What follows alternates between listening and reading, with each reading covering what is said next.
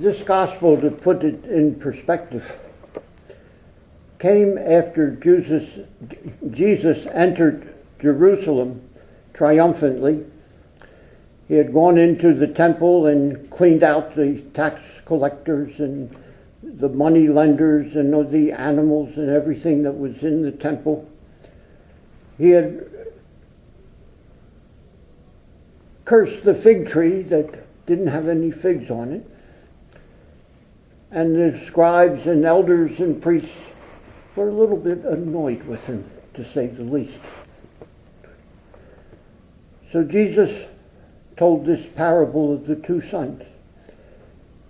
And in the Mideast, the most important thing in their society is the idea of honor and respect. And if you see and heard that exchange between the father and the two sons, which would have been done and maybe heard by villagers and other people, the respectful son was the second one, the one who didn't go into the vineyard. And naturally they would say he honored his father and everything was right with the family and the family looked good and everything was fine. But Jesus didn't ask the question, who showed respect? He said, who did the will of the Father?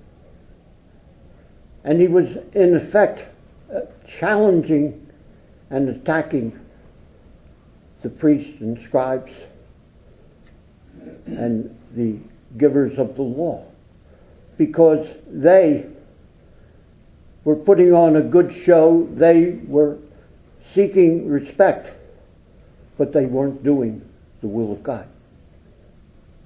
And they took that and knew that Jesus was attacking them. And again, this was going to lead up to his crucifixion. Which brings to the question today of ourselves. Do we do things out of respect, out of what people think of us, or do we do things because it is what God wills us to do? He calls us to be human beings, to be outgoing, to spread the word of God, to spread love, to reach out to each other. Certainly in doing that, we gain respect of other people. But are we floating along, or do we act in a way that every day we're giving love and respect to God, love and respect to our fellow man? And that is the real message of the two sons, is do we just give lip service, or do we love our Father and do what he wants, even though sometimes we kick at the wall and say, I don't want to do it.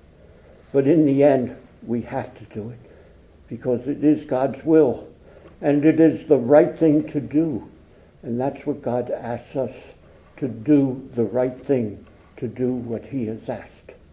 Not to make ourselves look good, not to be a leader and be an empty vessel in just being someone who seeks mankind's respect but doesn't respect the will of God.